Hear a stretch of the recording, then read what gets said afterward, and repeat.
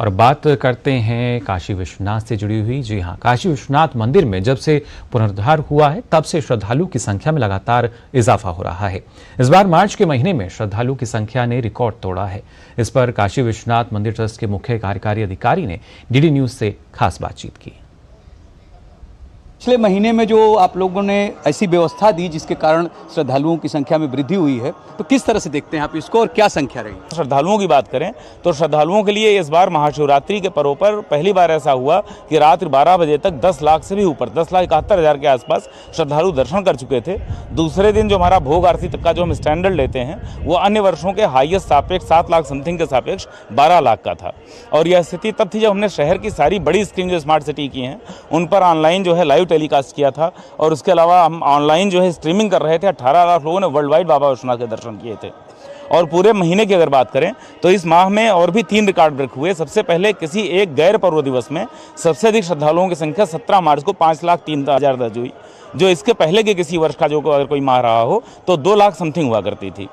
और ये रिकॉर्ड हमारा 11 दिन नहीं चला। 28 मार्च को संख्या 5,28,000 हो गई और यह रिकॉर्ड फिर 3 दिन नहीं चला। 31 मार्च को जो माह का क्लोजिंग था, बिल्कुल जिसको कहते हैं कि कई बार जब हम लोग क्रिकेट मैच बचपन में देखते थे तो होता था कि एक 6 के साथ पारी खत्म की जाए, तो 31 मार्च को महादेव ने ऐसी कृपा बरसाई कि यहाँ पर 31 मार्च को हमारे यहाँ कुल श्रद्धालु संख्या, मैं आपको एग्जैक्ट नंबर्स बता रहा हूँ कि कुल संख्या हमारे यहाँ दर्ज हुई उस दिन 6,36,975।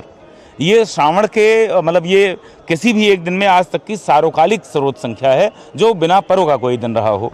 और अगर माह की बात करें तो 65,73,432 ये संख्या हमारे यहाँ मार्च 2024 में दर्ज की गई है। गर्मी का जिक्र कर रहे थे, गर्मी पड़ने वाली है, क्या क्या व्यवस्थाएं आप श्रद्धालुओं को देंगे, ट्रस्ट देगा? आप जैसा देख सकते हैं सभी जगह हमने जूट के मैटिंग कर दी है जिससे पाँव न जलने पाएँ। इस पर निरंतर पानी का छिड़काव किया जा रहा है।